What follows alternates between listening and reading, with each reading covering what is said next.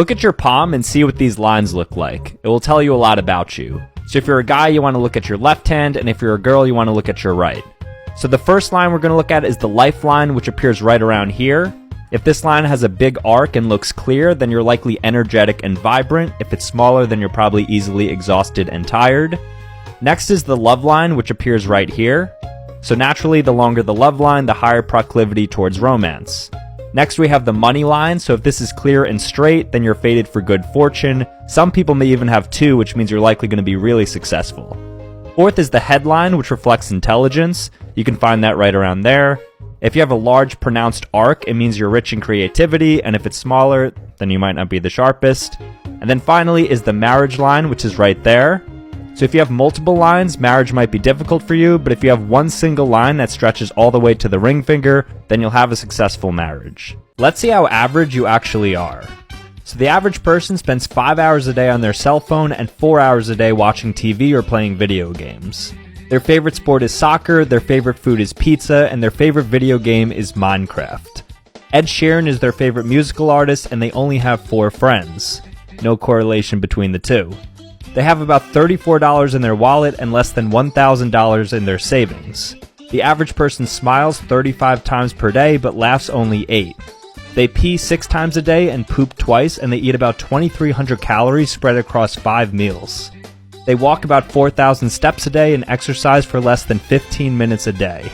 The average person falls asleep in 7 minutes and sleeps for 7 hours. And if you really want to get specific, the average person is an Asian man in their 20s working a blue-collar job making less than $10,000 per year. Is it you? This is how we can live on Mars. So to start, we'd look to regulate the atmosphere by either exploding thermonuclear weapons or manufacturing global warming through greenhouse gas admittance. Now that that's solved, we need water. Well, this new heated atmosphere will eventually melt the ice caps and liquid water will begin to flow. If that doesn't work, we can also redirect asteroids to hit Mars to drop some resources. Next, we need oxygen, but not a problem because we can introduce bioengineered creatures to release oxygen, or more likely just introduce microbes and moss that will build the soil and eventually lead way to natural agricultural growth. By carefully terraforming the surrounding landscape, we can manipulate plant growth in a way that gives way to proper ecosystems that could eventually support animal life, and then finally, human life. Pretty simple, right? I'm about to show you the 5th dimension, so get ready. So something with 0 dimensions you can think of as a single point. It has no substance to it. A one-dimensional object would be a line that exists only in terms of length and has no other discernible qualities. Add in height or a y-axis, which is another objective quality to an object, and you can see the 2nd dimension. This is generally what we see on paper or on screens.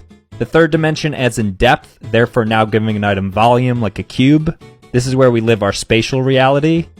The 4th dimension is time and refers to how the 3-dimensional objects are positioned in relation to a point in time. Visually, it would look like a tesseract. This is what our reality is, space-time. And so the 5th dimension would be a micro-dimension of space that ties between gravity and electromagnetism. Think of it like when you're underwater and it starts to rain and you see the ripples above. You don't actually see the ripple as it is, instead you see a shadow. That's the easiest way to explain it. This is how to survive a tsunami. So if you notice sea levels rapidly rising on shore, you should immediately take that as a sign of a tidal wave and retreat more inland. Ideally as far back as possible, so get going. Now it may be tempting to jump into a car, but that will probably be useless because of the traffic that forms as a result of the chaos. So stay on foot so you can move more freely. Also be sure to watch out for mobs of people so you don't get trampled. If you notice the water beginning to reach you and flooding the surrounding area, that means it's tsunami territory and something much worse is still to come. So now instead of retreating inland, you want to get as high as possible on solid infrastructure. So try searching for a ladder because at this point the power will have likely gone out. So climb up there, and now the only thing you can do is wait to see if you got high enough. Okay, cool. Good job, you survived. This is what it would look like if your house was about to get hit by a tornado. You'd notice the lights start to flash, you'd see the weather advisory report on the TV, and you'd immediately realize that something is definitely wrong. You take a look outside, you see the weather's getting pretty bad. Heavy rains, some wind, some lightning. So you're going to take a look around.